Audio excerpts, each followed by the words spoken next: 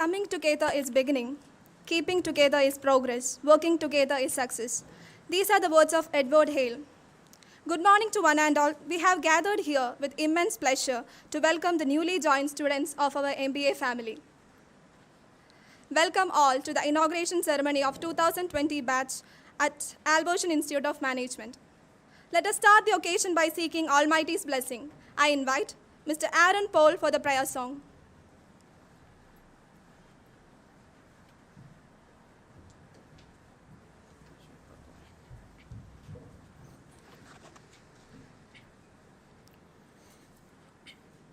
ഗുരുപാദമേ ആത്മചൈതന്യമേ വഴി നീ തെളിക്കേണമേ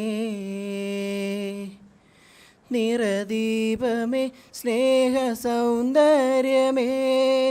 കൂട്ടായി വന്നിടണേ സൗഹൃദം പൂത്തിടും കാലമാക്കിയിടണേ തേജസ്വിലൊന്നായി നീങ്ങുവാൻ കനിയണേ ഇരുളിൻ വെളിച്ചമായി തിരിയായി തെളിഞ്ഞിടാൻ തന്നിടണേ നവ്യ ചൈതന്യമെങ്ങുമേ തന്നിടണേ നവ്യ ചൈതന്യമെങ്ങുമേ ഗുരുപാദമേ ആത്മചൈതന്യമേ വഴി നീ തെളിക്കേണമേ നിറദീപമേ സ്നേഹസൗന്ദര്യമേ കൂട്ടായി വന്നിടണേ കൂട്ടായി വന്നിടണേ കൂട്ടായി വന്നിടണേ.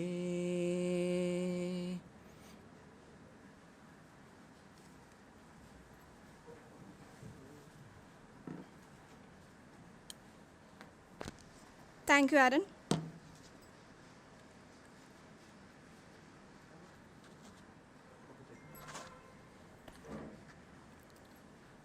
I invite Dr. Gio Jose Fernandez, Dean, Management Studies and International Affairs, St. Albert's College Autonomous, for the welcome address.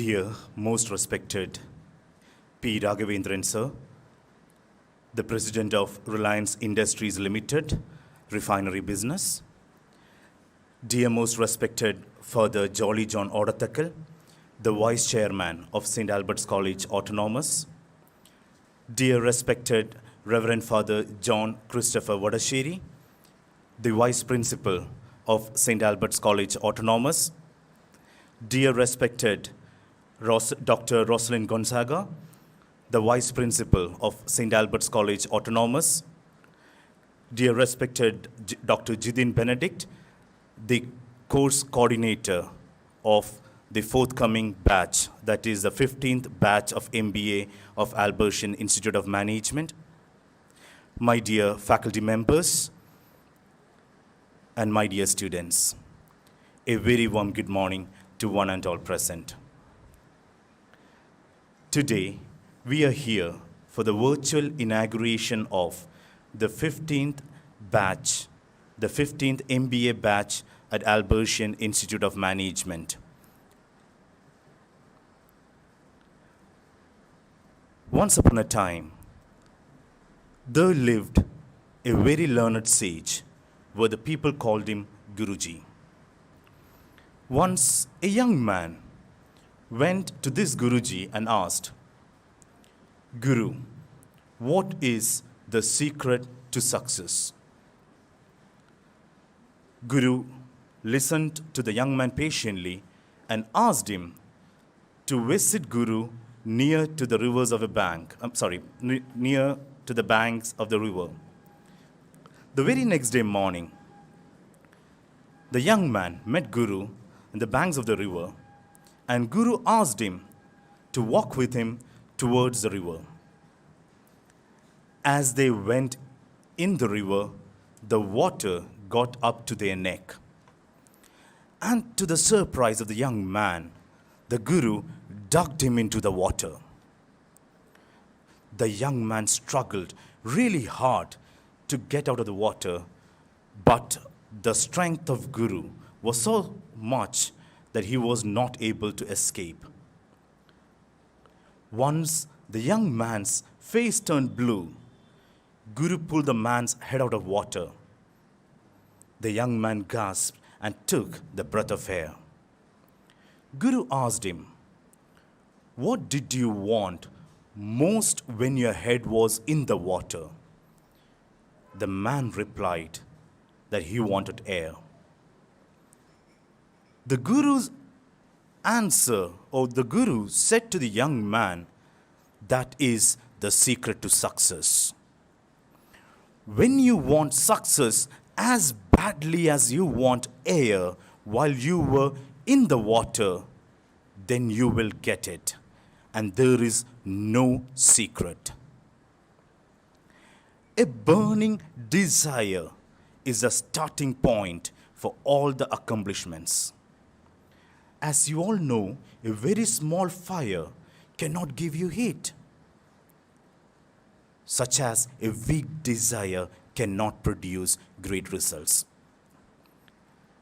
During your interviews or during your admission interviews at St. Albert's College Autonomous for your MBA degree, one of the questions we used to ask was, why do you want to do your MBA program? Some of them said that they want to be an entrepreneur. Some of them said that they want to support their father or mother in their business.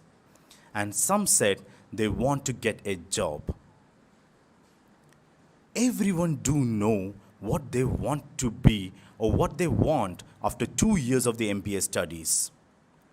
So use these 2 years of your time at Albertian Institute of Management to develop your knowledge, your skills, and your attributes. And let the desire inside you burn like a wildfire so that you can achieve all the successes in the world. I think you would have seen an elephant tied with a single rope in their front leg, and that magnificent elephant doesn't even try to escape or doesn't even attempt to break that rope.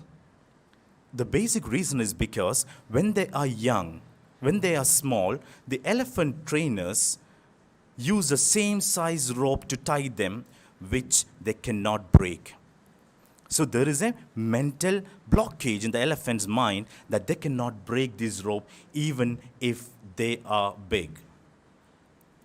No matter how much the world tries to hold you back, always continue with the belief that it is always possible to achieve what you want.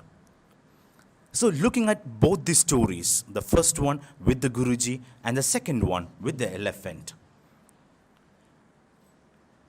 you not only need a burning desire to achieve, you also need to believe that you can become successful in your life.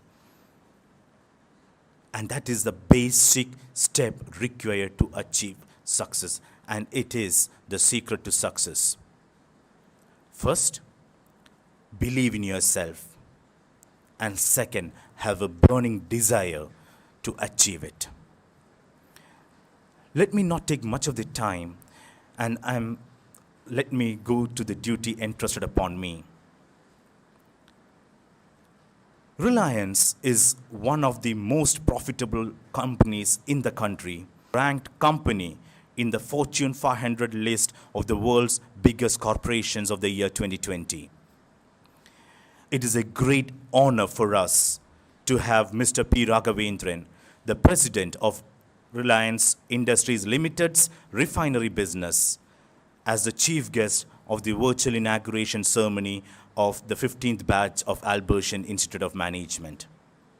On behalf of Albertian family and on my own, I welcome you, sir, with greatest reverence to the virtual inauguration of MBA 2020-22 batch.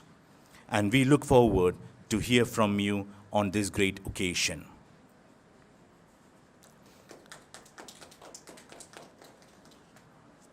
I warmly welcome Reverend Father Jolly John Oratekal, the Vice Chairman of St. Albert's College Autonomous, who has always taken a keen personal interest in every aspect of this college. On behalf of the Albertian family and on my own, I welcome you, sir, to the virtual inauguration of the 15th batch of Albertian Institute of Management. I warmly welcome Reverend Father John Christopher, the Vice Principal of St. Albert's College Autonomous, who has been a source of encouragement and support to us in all our endeavors. On behalf of the Albertian family and on my own, I welcome you, sir, to the virtual inauguration of the 15th batch of Albertian Institute of Management, St. Albert's College Autonomous. I also welcome Dr. Rosalind Gonzaga, the Vice Principal of St. Albert's College Autonomous, for gracing this occasion by her presence. On behalf of Albertian family and on my own, I welcome you, Madam, to the virtual inauguration of the 15th batch of Albertian Institute of Management. I also welcome Dr. Jidin Benedict, Assistant Professor with the Department of Management, St. Albert's College Autonomous, and the course coordinator for year batch, the 15th batch of MBA 2000 and 2022. Dear sir, on behalf of Albertian family and on my own, I welcome you to the virtual inauguration ceremony. On behalf of the Albertian family and on my own, I also welcome all the honored guests present here today, the academicians, industry professionals, the faculty members, and at last, but not the least, all my students, and wish you all a great time, meaningful deliberations, and professional networking during these 2 years of your MBA education. Thank you, and have a great day ahead. Thank you, sir. Next, I invite Father Jolly John, Vice Chairman of St. Albert's College Autonomous, for the presidential address. Dr. Mr. P. Raghavendran, the President of Reliance Industries, dear Reverend Dr. Rosalind Gonzaga, Vice Principal, Reverend Father John Christopher, Vice Principal and Bursar of the college, dear respected George, the Dean, International Affairs, respected Jidin sir, respected faculty members and students. I think it's the first time we have a virtual inauguration of one of our courses, because like the James Bond says, the extraordinary times needs extraordinary measures. And this year we have today to start the new batch of the MBA program, and we can say it's the first batch that's been started after the COVID-19 pandemic. I think when we are talking something about the COVID-19, we can speak in very specific and different perspectives. When we say it can be a threat and a challenge, we can say also as an opportunity. Let me say first the threat and the challenge. The Forbes magazine, I think you know the Forbes magazine is one of the well-known magazines in the world. They had an article. They said whether the MBA is still worth, and their answer is not at all. MBA is not worth because after the COVID-19, there will be a drastic change in the business sector, the industries, as well as it will take years and years to have a re-evaluation of itself and rejuvenation of the business sector itself. Okay, I see some of the students, they are staring at the floor, thinking what they actually do. But the thing is, because it's a perspective of threat and challenge. But there is another well-known magazine, well-known newspaper, the Tribune. They said that why the MBA became lucrative again. Why? The students should run after the MBA courses. They said that because there is this COVID-19 pandemic, it creates a lot of opportunities for the business people and the business students. Because still now,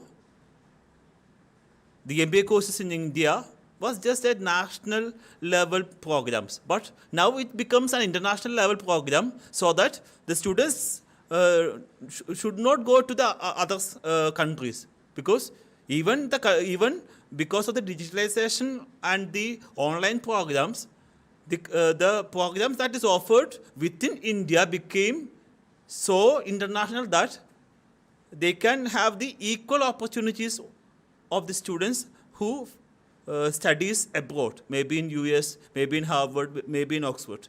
So, MBA should be the best course that can be studied after the pandemic.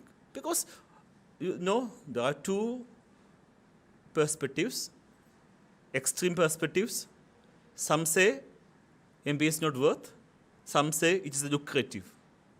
I think our attitude towards our life, our attitude towards our course, changes our perspective also. I think this is a best thing that we have always tried to adapt to the new world, especially with the Albertian Institute of Management. We are always open to the new trends, and surely we are having a very good team of faculties with us who can think out of the box to include all the new trends into our area. And let me hope that our course and our students, they can think differently and they can give their maximum potential to become a big and a good business person. And one thing, one size does not fit everywhere. It means that there may be good teachers, there may be a good library, there are a lot of things. But it does not mean that you have to just follow what we are teaching. Because there may be 60 students and we are teaching the same. If you just studied, you just learn what we are teaching, then you become 60 people of one size. When you become an entrepreneur, when you become a business person, when you become an executive, you have to be yourself, and you have to work hard to become a unique person, a unique businessman, a unique entrepreneur. Because when you become a unique, when you have a different size than the others, then you will be suited uniquely, and you will have more opportunities. And thank you all, and wish you all the best. Thank you.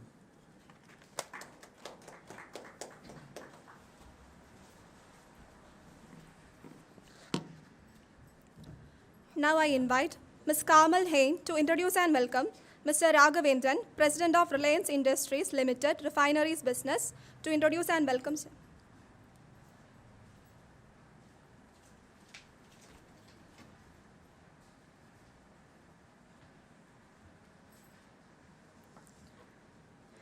Mr. Raghavendran, the President of Reliance Industries Limited's refinery business, is an oil and gas professional with 50 years of experience in leadership positions in public sector, private sector, and the government.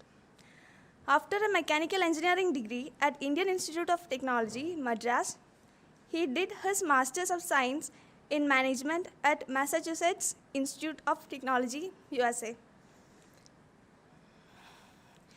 He has many golden feathers in his professional career, such as he helped Reliance Industries Limited to set up the world's largest grassroots refinery at Jamnagar and set up the various business systems on commissioning of refinery in 1999. He has set up and ran various businesses for marketing of petroleum products for RIL, such as retail, LPG, aviation, industrial marketing, and overseas subsidiaries. Prior to joining Reliance, he has held various senior positions in the Indian oil industry, such as Head of Eastern Region of Indian Oil Corporation Limited and Advisor for the Planning Commission, Government of India. Sir, it's an honor for us to have you virtually inaugurate the 15th batch of MBA at St. Albert's College, and we welcome you for the inaugural address.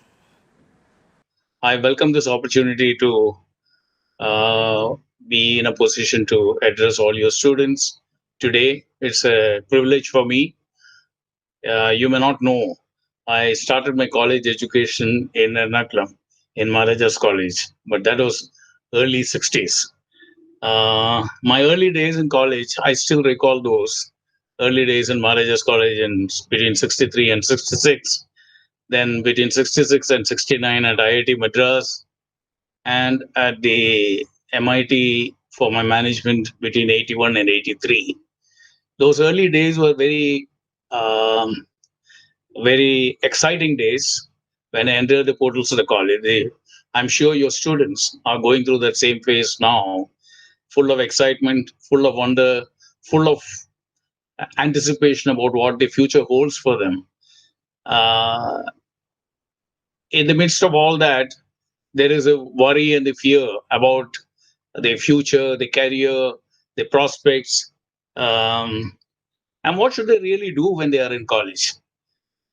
Now, I wish I had known some of what I know now in those days.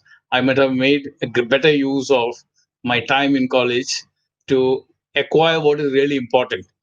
For one thing, which I've realized in my entire career and my studies, is that learning to learn is the most important skill that you can acquire while you are at college.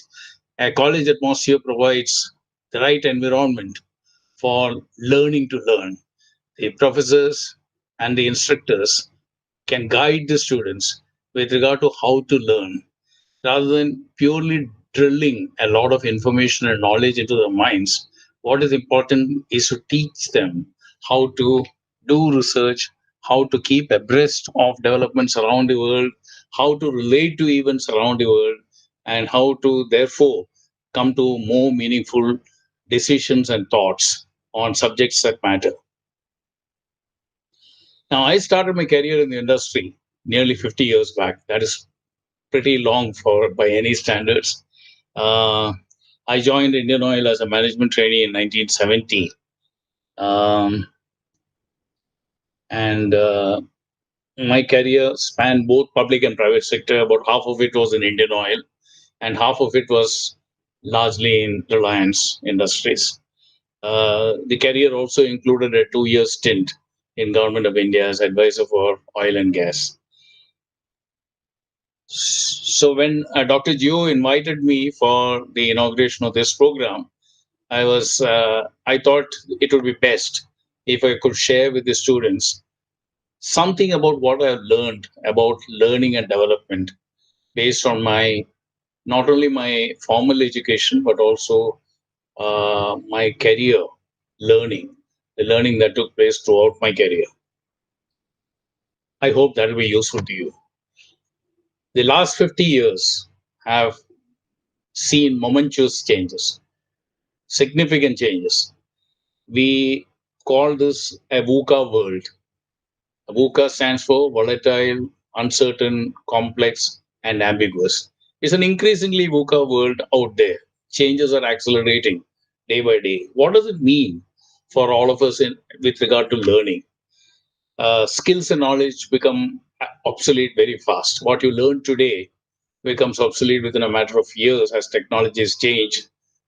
So much of what we learn is it needs to be continuously updated with the latest developments. Otherwise, you soon become obsolete. So, new skills and knowledge have to be acquired throughout the career, not just in the college. But the college can lay the foundation and to make it easy for you as to how to go about acquiring the knowledge. Um, for those of the students who are dreaming of the rewards of hard work, hard studies throughout the schooling and college, I have some good news as well as bad. Rewards are, in fact, very good for those who put in hard work. And the hard work that you put in your studies now will stand a great will be of great help to you in developing that habit, because that hard work needs to continue throughout your career if you are to make a success. So the hard work is not so much in terms of the knowledge that you pick up during your college education, but the skill and the habits that you develop with regard to putting in effort in a meaningful way to acquire it. That is what is critical. The bad news is that the hard work will have to continue. Yeah. So while the good news is that you will get the rewards, the bad news is that this hard work will have to continue throughout your career. You'll have to continuously be learning. You can't say that, okay, I have done my MBA now. Now I know everything there is to know about business and management. And from now on, I can lead a cushy life. It doesn't work that way. You will need to have to continue to learn and adapt continuously. In retrospect, I would say I have probably learned more during my work rather than from IIT or IIM or MIT or in many premier institutes which I've attended. But I have probably learned more while working than from these institutes. Now, you may wonder why I'm saying this. Uh, Certainly, I took stock of this a few days back. I think I have poured over more pages of nonfiction. Of course, fiction you continue to do whether you're in college or outside college at about the same pace, at least in my case. But non-fiction or the technical subjects or the domain subjects that you try to acquire. Now, I have probably read more pages of non-fiction during my work and career than during the years I spent in colleges and university. Google and YouTube videos were not even there when I studied, because I studied way back. But the number of hours I spend now on Google and YouTube are enormous. A very large portion of my working life, a very large portion of my education has come by pouring through research on which is available on the net and more easily. And that is a huge asset that all you students have access to. Now, educational system is under constant attack for not preparing the students for the complexities of life or for productive employment. Unfortunately, the typical responses usually only make the problem worse. What is normally done is to expose students to more courses, give them more data and knowledge is crammed into the limited period that you have in the college or the university. Now, stuffing with the data and knowledge, uh, one can easily Google and obtain all the data and the knowledge that you need anytime on any matter. You can get information from the net in so many different ways. You can go to a library, get that same information. But what is important is a way of uh, assimilating the data, what we call in systems thinking as the ladder of inference. You sift the data for its authenticity, its applicability to the problem that you are studying, and doing this in a sensible way, overcoming the biases and the prejudices that come in the reported data, and learning to recognize that, learning to look at it from alternate perspectives. Those are important skills. And those are skills that you can develop by a conscious effort.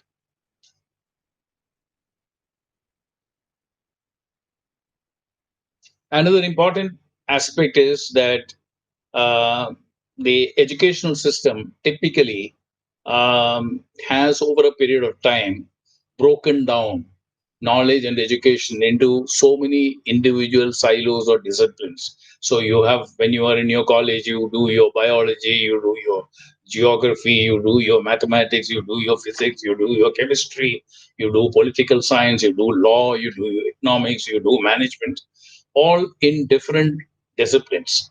Now, the problem with that approach is that each discipline develops its own vocabulary, its own ways of looking at the problem, its own jargon, and the students then begin to develop a silo mentality with regard to approaching any other problem. So, for instance, a mathematician, when he looks at a problem, his outlook is very different from the outlook of a law student, the outlook of an economic student, the outlook of a management student. They're all coming at the same problem with different approaches, different perspectives. Now, the interesting thing about most of the common systems around the world today are that most of the common problems around you see in the world today are interdisciplinary in nature. They require skills in every one of these areas. And the problems are similar. It is not that problems in one particular area is very different from the problems in another area. They transcend disciplines. So if you learn correctly to look at these problems as a systemic problem, of interdependencies of various parts and look at the problem properly, then we will get solutions which can transcend disciplines. And that is ideally what we should aim to obtain. Now, one of the problems with the human mind is that it is able to grasp the static situations very well. That means if you look at a painting, now that's a static snapshot of various things around each other. Now, that static snapshot you can readily appreciate, but a dynamic evolution of events around and different things that could happen in the world as we progress along over a period of time because of the interdependencies of the various parts are a little more difficult to understand or grasp. This is especially true when events and their consequences are separated by time and distance. Now, let me give a simple example. I mean, if you have burning of coal in a thermal power station in India or China, that could lead to melting of Arctic ice. That is the global warming problem. I mean, melting of the ice taking place because of emissions of carbon dioxide in the atmosphere in from China or India or any place. And this carbon dioxide accumulation on the Earth's atmosphere is leading to the heat of the sun getting trapped within the Earth's atmosphere and therefore raising the temperature of the Earth as a whole, leading to melting of ice in the Arctic. Now, this cause and consequence are so widely separated that people don't readily appreciate until the scientists come out with all these theories and explain all these theories. They are not very obvious. So it becomes very difficult for people to connect one with the other. Now, this happens with the majority of the problems that we see around the world today, the more complex problems of the world. Now, and solutions to these complex problems will come only if one understands all these intricate connections in a sensible manner.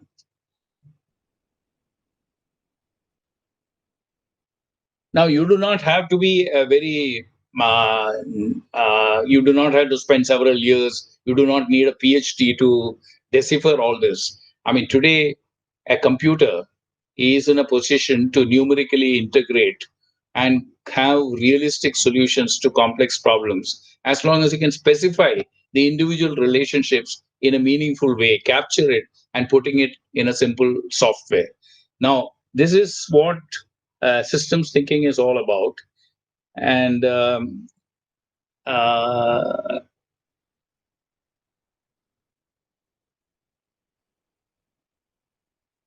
regarding the solutions to the problems, I want to add that the solutions typically, when we look at a problem itself, we react to events.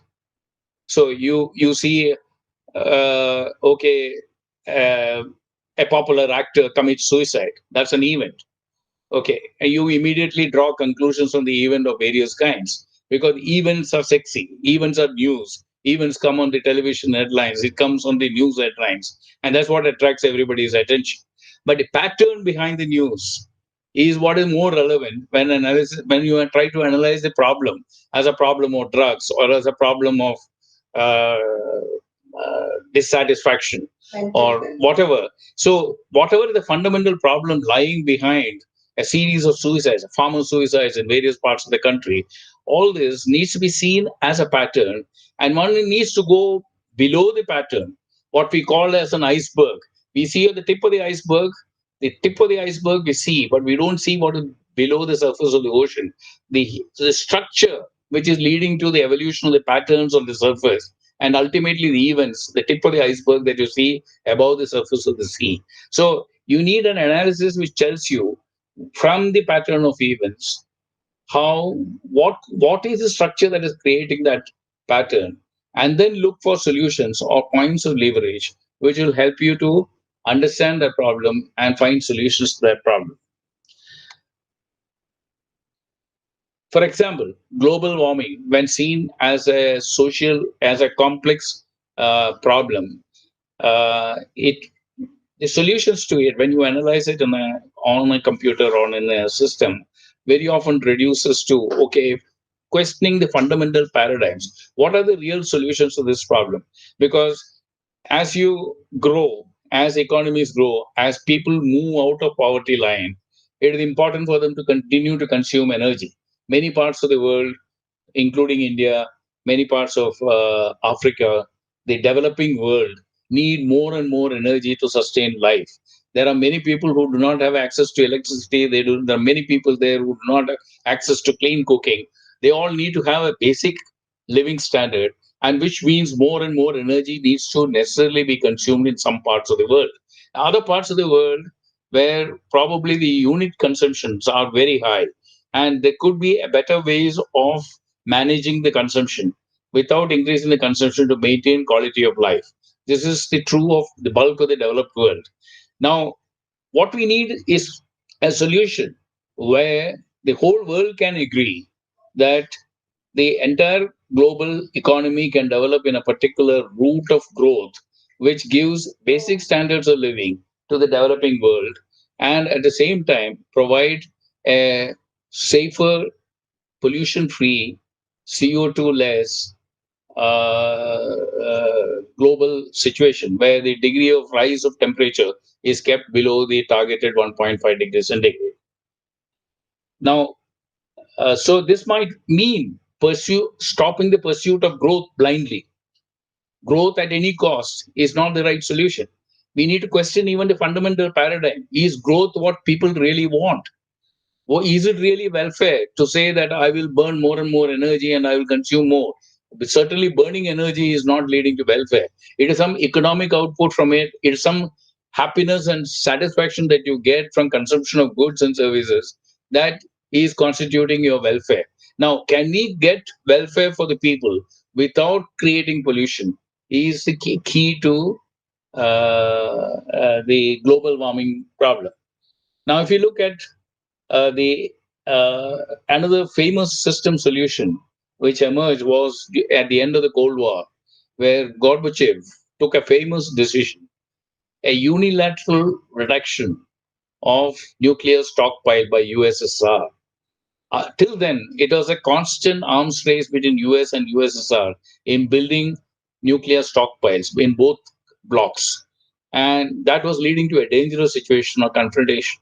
Now, a unilateral declaration by one of the two parties led to an immediate de-escalation of the process in both places, because the moment one party reduces, the threat seen by the other party also reduces, and therefore he doesn't have to build weapon stockpile either.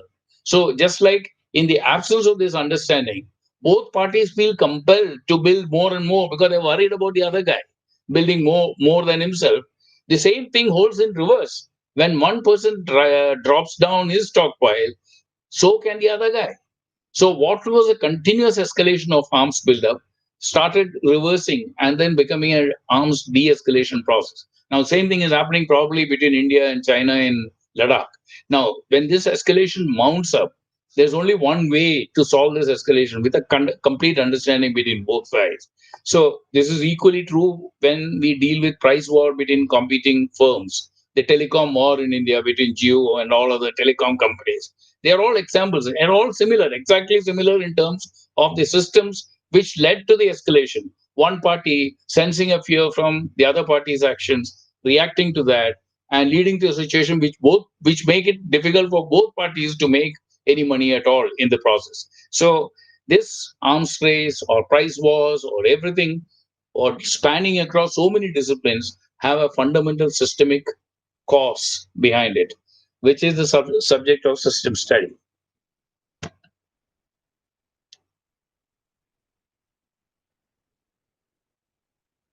Uh, Another example, overfishing, wildlife protection, where the solutions in terms of restrictions or legal restrictions regarding poaching, regarding fishing licenses in individual areas, not so much, not more than you cannot operate fishing vessels beyond certain number of days in a month or whatever.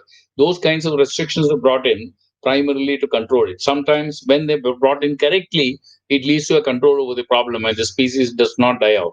But when it is done incorrectly, it often leads to very unanticipated consequences of various types, not the least of which may be the loss of livelihood for the fishermen.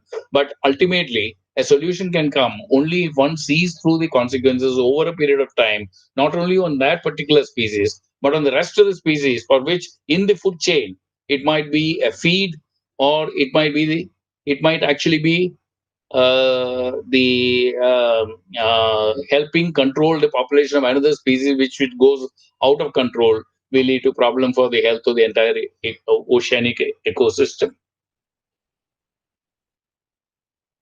Firms in cutthroat competition often come to agreements to grow the size of the pie rather than competing with each other. Obviously, when you have a collaboration to grow the pie, then both firms benefit from it. Now, these are solutions to conflicts and disputes often lie in each side understanding the perspective from which the other side is operating. Um, this is true whether it is a marital discord between husband and wife. This is true whether it is China and India facing each other in Ladakh or a price war between companies. So, understanding each other's perspective and then looking at the problem from the other person's angle is very important to get a solution for this. Now, I can go on and on. What the main reason why I mentioned all these examples is that these examples span global issues, political issues, business issues, even family issues. And uh, I've done it deliberately because systems, to prove the point that systems principles are universal and transcend disciplines. And learning that you get by solving a problem in one particular system is very often applicable for solution of problems in different systems and totally different contexts. So learning becomes easier if people acquire the skill to look at the problem with a systems approach.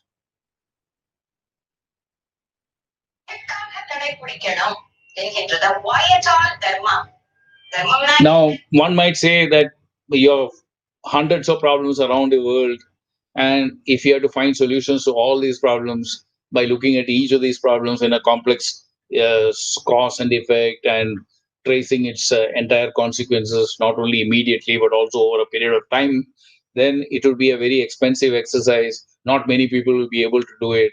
So, how do we find this as a solution for the entire world? Fortunately for us, a very small number of generic structures or system, what we call system archetypes, are adequate to explain the bulk of the complex problems that we see around the world or in businesses, global problems, business problems, even family problems, can all be tracked down to a few specific archetypes, which makes it easy for us to look for solutions. It is like sometimes I compare this to the themes of fiction or a movies. You know, if you track all the Bollywood movies over a period of time, and I'm sure even Malayalam movies or any movies, any large collection of movies, you find that they can probably be classified into 8 or 10 or 15 different types of situations which have led to the story behind the theme. A theme, I mean, on a broad level, it may be comedies versus tragedies or whatever, but deeper down, the comedies may be of particular types. Uh, Twins getting together after some point of time, or wherever. I mean, you can think of any number of classic archetypes which are behind all the stories, that the thousands and thousands of movies that have been made in Bollywood or Kerala in Malayalam movies could all be tracked down to a few archetypes which illustrate, and most movies will fall into one of those types. Now, similarly, most of the systems problems around the world will fall into a possibly 12 to 20 archetypes.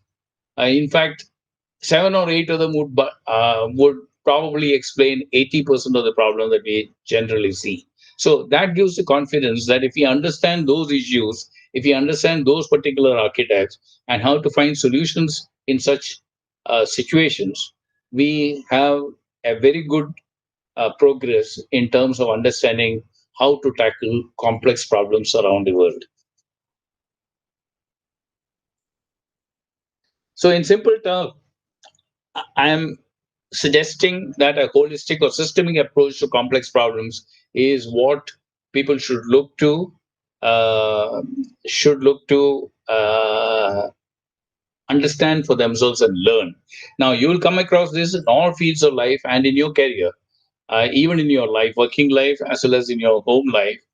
Um, and sometimes you find typically problems that are solved in these, the problem that is seen and solved typically often lead to unanticipated consequences. The fixes don't work. The fixes that you think of don't work automatically. Most of the time, they don't work. In fact, very rarely do these fixes usually lead to the results that you have originally thought of. Now, the standard solution to problem solving, which most people will teach in schools and colleges, would deal with understanding the problem in terms of a gap between what is desired and what is the current situation. And then looking at various alternative ways of closing the gap. These are the alternatives. These alternatives are evaluated. And then you pick up a few of these alternatives. You make a list of, okay, these are the various things that I can do to improve this situation. These are the problems. This is my problem solving methodology. And hope you produce a report. If you engage a consultant, and consultants make all their money, the McKinseys of the world make all their money by producing fat reports and analyzing a problem, looking at the alternative solutions to the problem, evaluating the alternative solutions, and a beautiful report is prepared. But very often what happens is the report and the planned action leads to consequences down the line, many of which are not foreseen and which lead to even more problems in the future. Now, a typical example is traffic congestion. Now, traffic congestion in most cities in the country or anywhere in the world are often solved by parallel roads, overpasses, by building various ways of circumventing the high traffic problem of a particular locality or a crossing or whatever. Now, you do all this, you build structures to enable a smoother flow of the traffic. You build the junctions, where electronically controlled junctions, to make sure that the traffic flow is smooth, etc., etc. But what happens is the more the traffic becomes smoother, more and more vehicles come onto the road because it becomes smoother. Earlier, if it takes a long time for people to travel from the suburbs to the place of work in a major metro, now they find that with the coming of these bypasses, the time is reduced. So more people come out onto the with their personal vehicles onto the road because it is easier to travel now. So when that leads to even more congestion in the future. So very often, most of the decongestion measures that we adopt is only a question of time before the traffic catches up with it, and the situation very often becomes worse than when you started out with the problem about 5 or 6 years back. So these are unanticipated, or rather, I would say, consequences which we know will happen, but we don't take cognizance of it at the time of proposing a solution. We do not very rarely we take cognizance of it right in the beginning, and therefore build that into our plans and see whether something else could be done to remove these problems created by congestion. This is when congestion happens, there are automatic feedbacks in the system. That means traffic becomes smoother. There are feedbacks in the system which make it possible for more vehicles to enter the system. Now, that's a feedback which you don't normally take into consideration. Now, it is important to see those feedbacks. It is important to see the delays in the reactions which take place. So, feedbacks and delays are the essence of an analysis of a problem from a systemic perspective. Now, while finding a solution to the problem, we need to have a vision. Now, what could be that vision? That vision has to be uh, uh, now we cannot be defeatist in that vision. It has to be a grand vision towards which we can work. We have to plan it in a way that it is an achievable vision, not something which is impractical either. I mean, it's good to be ambitious, but you cannot be over ambitious and lead to plan something which cannot be achieved. So it has to be ambitious, but not impractical. And you need to have a clear vision to achieve that objective. That is very important. And while fixing that objective, it is very important to be clear about the what are we really chasing. Like perhaps not economic growth. What we are really chasing is the welfare of the people. So we need to question ourselves before we make blind assumptions. Okay, that I want more output. I have to become a $5 trillion economy. Those are not the right objectives. What we want is better living standards or better perception of happiness or welfare by the people. Now, Bhutan had the idea right when they said, okay, I will have a gross happiness index rather than GDP as a measure of growth. But similarly, I think more important than the measure that you use is the realization that what are we really chasing? Are we really chasing output for the sake of output, consumption for the sake of consumption, production for the sake of production? Or are we looking at some benefit that we get, the people as a whole get as a result of that action? Now, so when we look at the a way of a habit which a student could develop, it is really, I mean, one of two habits I would particularly like to recommend for the consideration of the students. One is that you reflect on what has happened during the day. Spend 5 minutes before you go to sleep thinking about various transactions that you had during the course of the day, various events, experiences that you had during the course of the day, transactions that you had with your colleagues, with your professors, with your family, whatever it might be. Some very pleasant, some not so pleasant, whatever may be those transactions. Reflect on those transactions. See if you can learn a lesson from the transaction. Very often, when you reflect coolly, when you are in the heat of the transaction, people can't generally think coolly. People react emotionally. People react without thinking too much about the consequences. But it's a good practice to reflect on the events of the day at the end of the day so that you know, okay, this is what has happened. I lost my temper because of this. He lost his temper because of so and so things. This is how I would do it next time it happens. This is how should have been handled so that it would have been a better result for both sides. Now, that is something which is a good habit to develop at the end of every day. Now, uh, similarly, thinking about the problems which remain unsolvable in your mind, just before sleeping is again a good habit. You'll be surprised. In fact, it helps even in solving our technical issues or problems on which you find that no immediate solution appears to be in sight, but you sleep over the problem after thinking about it just before sleep. The human mind is extremely uh, productive during sleep, and very often I've woken up with solutions to some problems which were eluding me for quite some time because it has been playing in the subconscious mind during the sleep. Now, uh, I want to say this to the students that this systems thinking is new in India, but is widely catching acceptance in the Western world in particular, and even South America and China and Russia. All these are countries which are fast taking on to systems thinking and system dynamics. In India, I'm trying to get more institutions and people involved in the learning of systems thinking. I teach a course in system dynamics to MBA students in a few universities.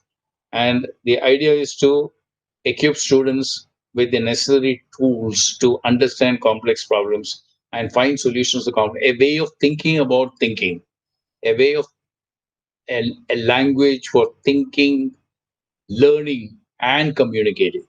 In fact, I feel I very strongly that this way of thinking, systems thinking, is next only to reading, writing, and arithmetic as a fundamental skill or a discipline that anybody could benefit from because it helps them in their life, it helps them in their career.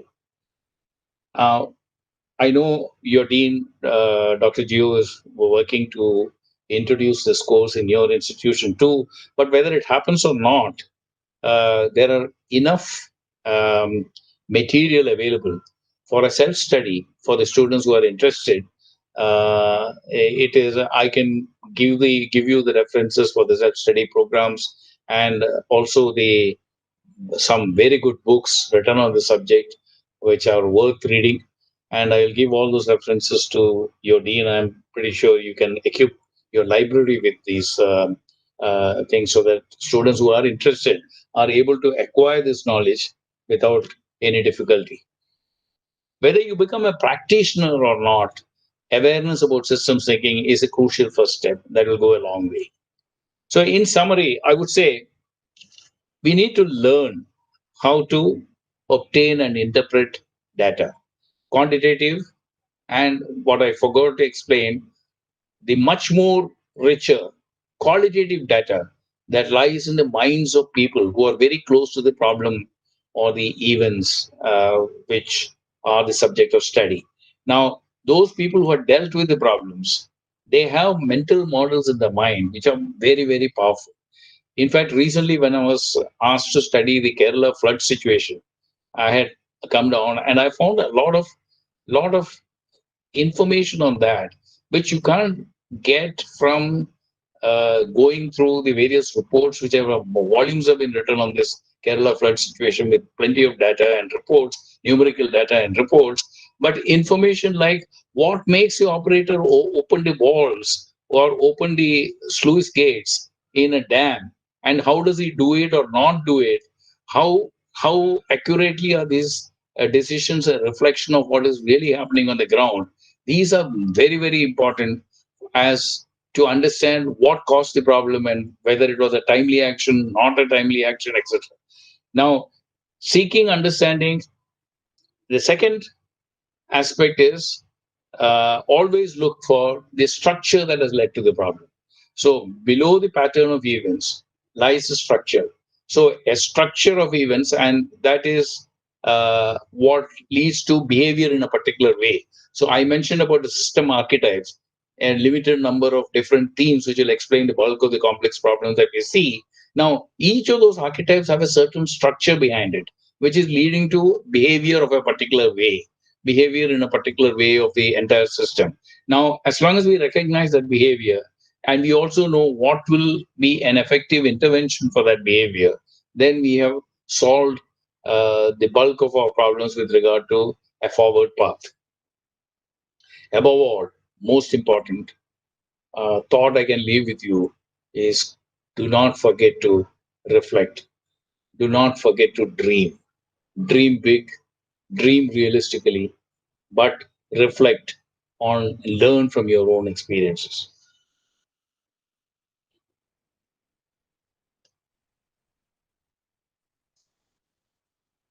With these words, I feel privileged to formally inaugurate the program and happy dreaming to all of you. All the best in your education, career, and future life. Thank you all. Thank you, Dr. Gio, in particular. I enjoyed giving this talk. I hope it is of some use to your students.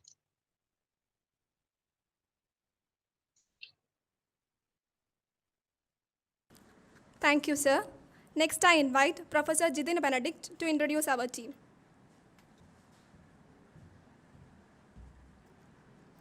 Honorable members of the dais, family members of Albertine Institute of Management, and my budding managers, wholeheartedly welcoming you to Team AIM.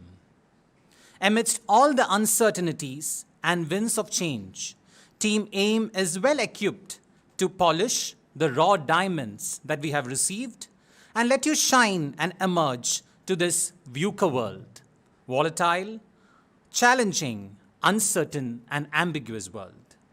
I am here to introduce Team AIM, who will be with you for the next 2 years.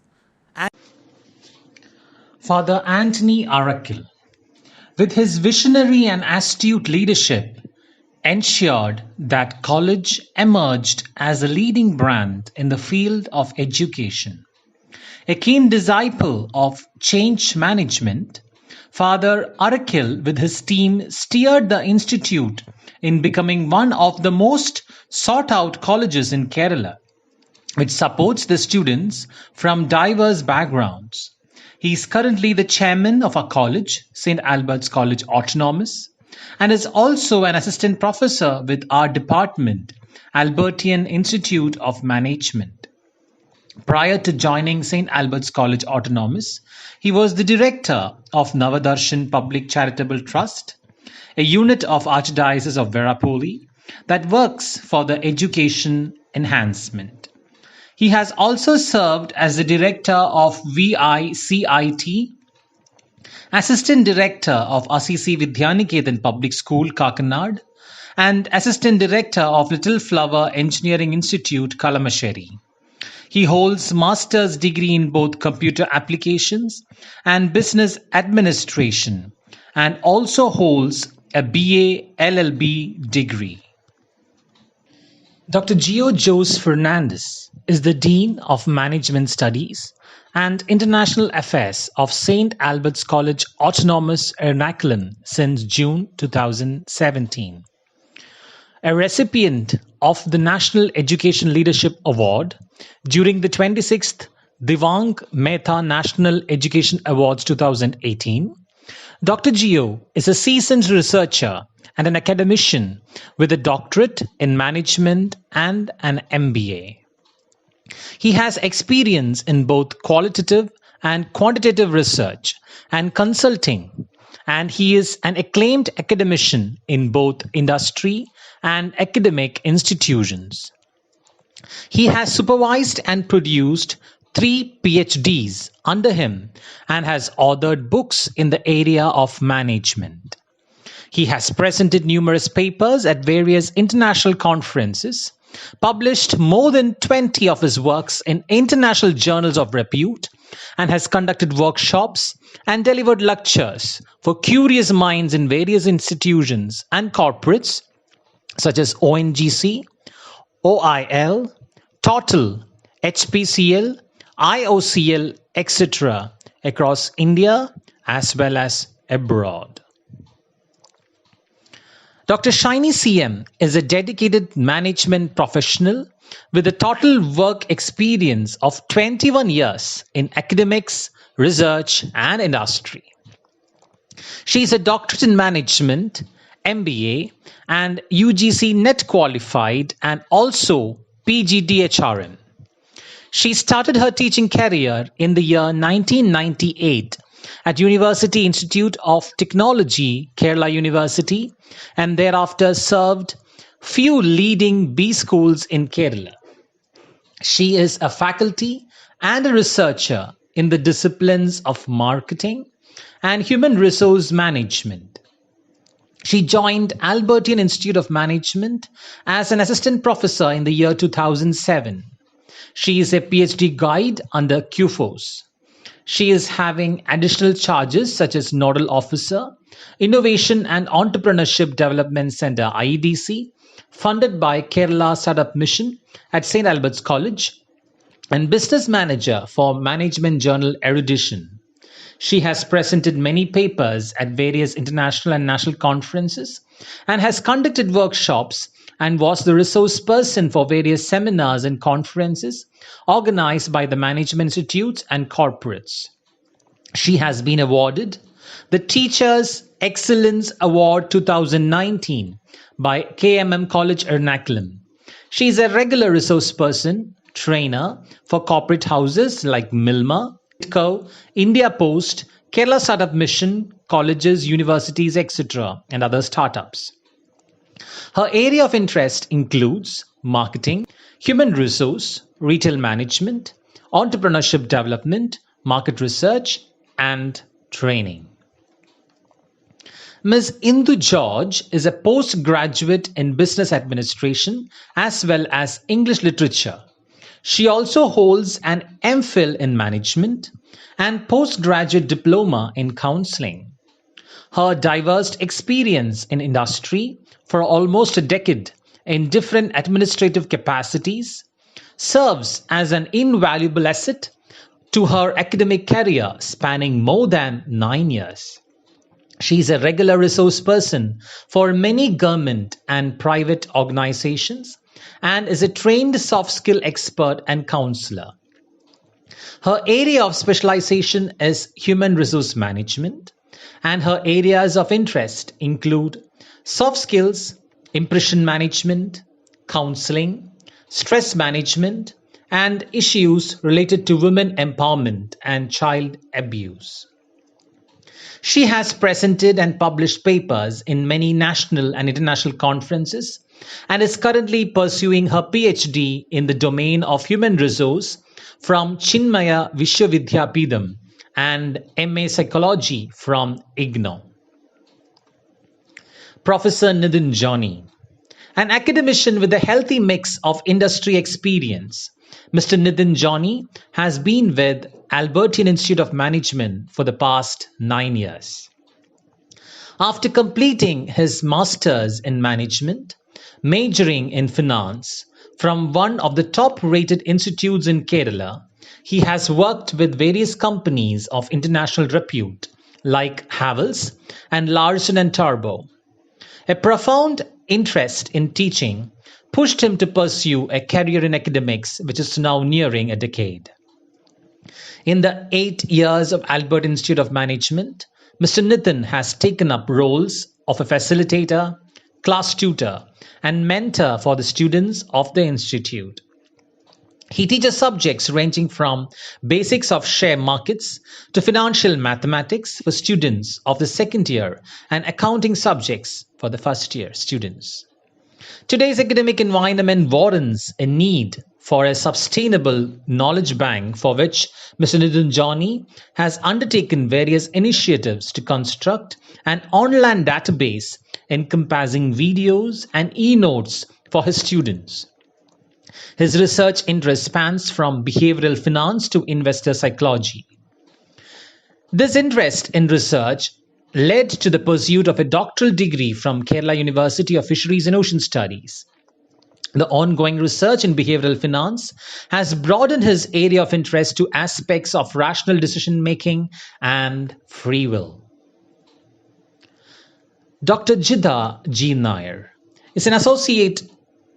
Dr. Jidha G. Nair is an assistant professor in Albertian Institute of Management.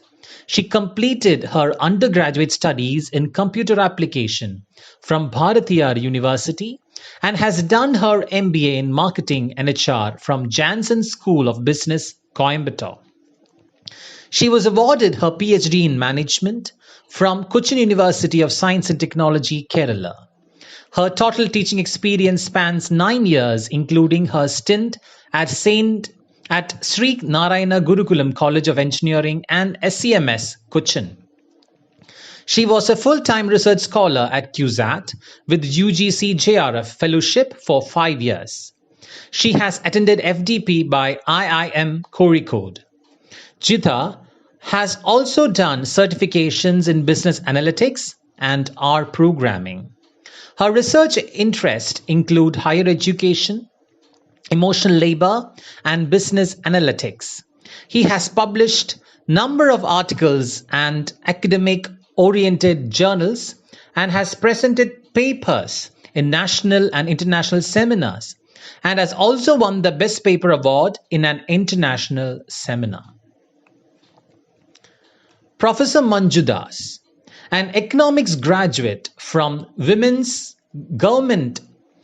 Professor Manju Das, an economics graduate from Government Women's College, Thiruvananthapuram, Kerala University.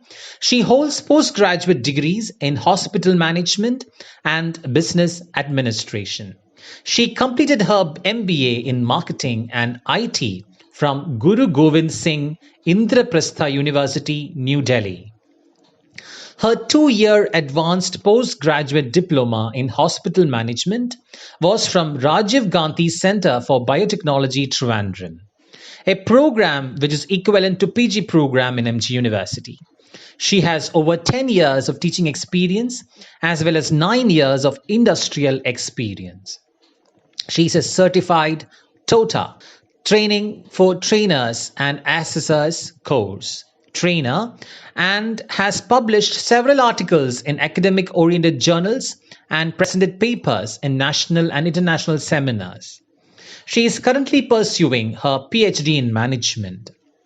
Professor Manju Das joined the Albert Institute of Management in 2018 and is heading our corporate relations. Myself, Dr. Jitin Benedict. I am a marketing enthusiast and doctorate in management. MBA grad from Rajagiri School of Business Studies and an MSc in psychology. Huge petrol head, active researcher, YouTuber, and author. I have presented papers in international conferences at IIM Ahmedabad, IIM Kozhikode, and IIM Indore, and won the Best Paper Award from QSAT. Having more than a dozen publications to my credit in national and international journals of repute, and has published a book on business communication. My present research interest includes brand management and different aspects of consumer behavior and gamification. A professional trainer and keen in equipping students with skills for B-World.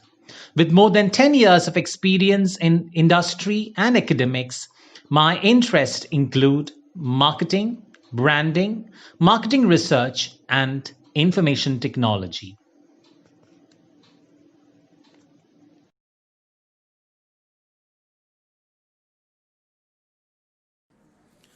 Dear future managers, I'm sure you will take the best of us, and for sure I'll be able to see new business empires of yours come true. Thank you very much.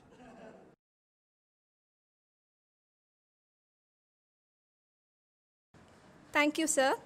Next, I invite Dr. Roslyn Gonzaga, Vice Principal, St. Albert's College Autonomous, for felicitation.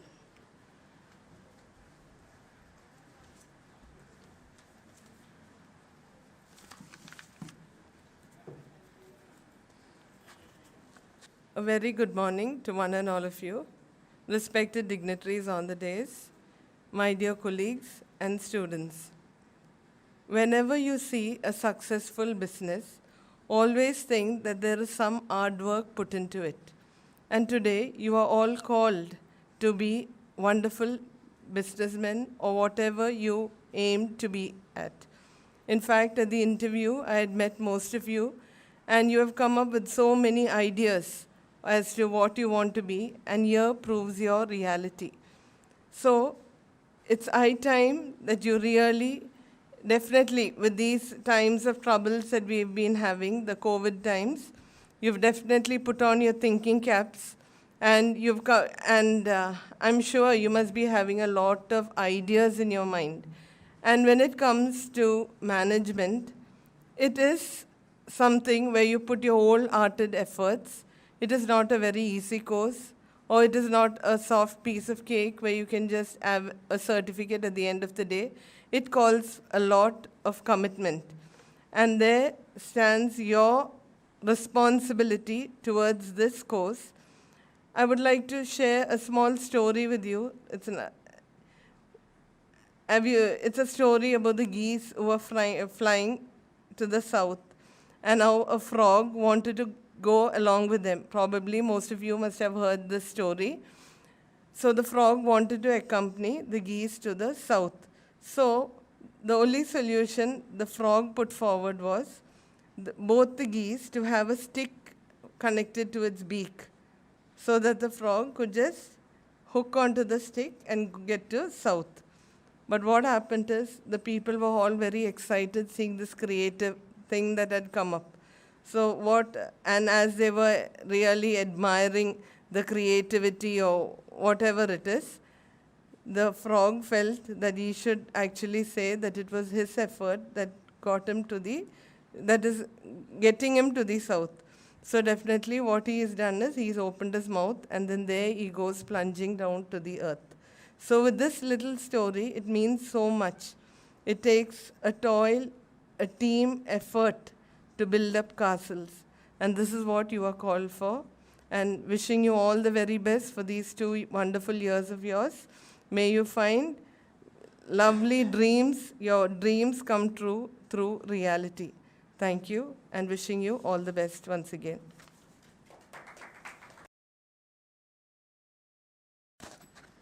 Thank you, ma'am. Now I invite Father John Christopher, Vice Principal, St. Albert's College Autonomous, to deliver the vote of thanks.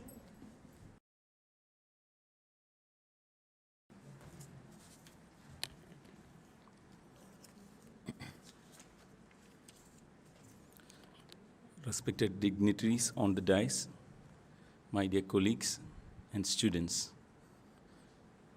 American Indian author Deepak Chopra says that through gratitude you can open the power, wisdom, and creativity of the universe. So today, as we conclude this virtual inaugural ceremony of the new batch of the soon-to-be CEOs and entrepreneurs of Albertian Institute of Management, I'm indeed grateful to the Lord. During these COVID times, He allowed us to have this virtual inaugural ceremony, especially this being the 75th year of St. Albert's College's existence. We are indeed thankful to the Lord for providing us such an opportunity to educate youngsters to become responsible citizens of this country.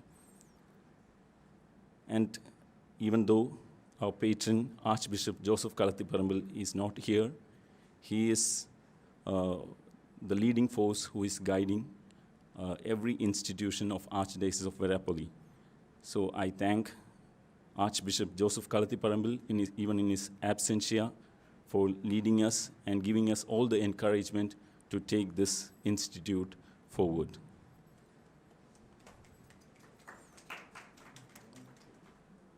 And the visionary who leads this college is none other than our chairman, Reverend Father Anthony Arakel. Even in his absentia, I would like to appreciate the efforts which he has been putting to raise the institute, Albertian Institute of Management, as well as St. Albert's College Autonomous, to a higher level. Even in his absentia, I would like to offer our deep sense of gratitude on behalf of all gathered here. And today, we were indeed blessed to have Mr. P. Raghavendran, the president of Reliance Industries Limited refinery business, who gave us a beautiful keynote speech, who inspired the new upcoming batch. So I would like to express our profound gratitude to Mr. P. Raghavendran for gracing us on this occasion and inaugurating the virtual inaugural ceremony of the new batch. Thank you, sir. And today's inaugural ceremony had our Vice Chairman, Reverend Father Jolly John Ordathakal, as the President. And during his presidential speech, he disturbed the minds of all the MBA aspirants. But at the same time, he provided an opportunity for them to think differently. So I would like to appreciate Reverend Father Jolie John for the inspiring speech and challenging speech which he offered to the new batch. Thank you, Father. And Reverend Dr. Rosalind Gonzaga, who has been all throughout from your interview stage, and today through her beautiful felicitation message, she tried to inspire you, and I believe that you will again see Rosalind ma'am during your 2 years of stay in St. Albert's College, and she is a motivating force who will help you to become budding managers as well as CEOs and entrepreneurs. So thank you, ma'am, for your inspiring felicitation message. And we are indeed happy to thank Dean of Management Studies and International Affairs, Dr. Gio Jose Fernandez, who has been the backbone of this institution for the last few years and who has been trying to build international relations so that the institute also gains out of it and also help the youngsters to become motivated and reach higher levels. So thank you, sir, for being such a big inspiration for the institute. And we are indeed happy to have Dr. Jidin Benedict as the coordinator of the new batch, because he is a person who recently became a PhD graduate and also an inspiring person, because the last few days we had some webinars where his talks were very much appreciated by those who attended those webinars. And he is going to be a very good mentor for you, I believe, that because through his speech itself, he told us what he is aiming at, to make you real worthful diamonds. So I appreciate and thank Dr. Jidin Benedict for the welcome speech to the newcomers.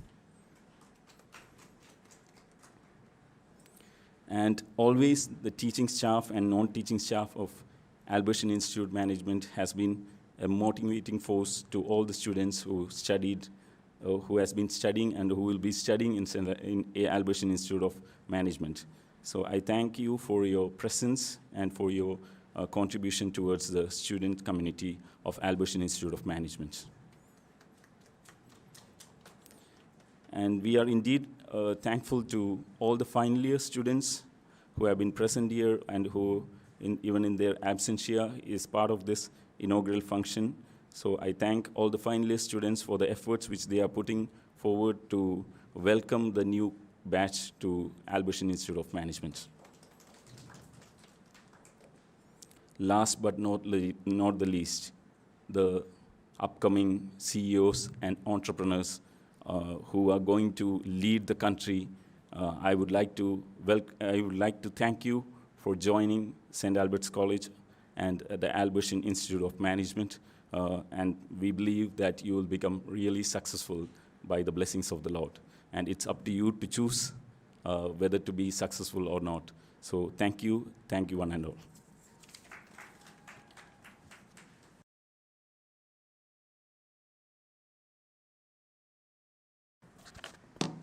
Thank you, Father. I kindly request everyone to rise for the national anthem.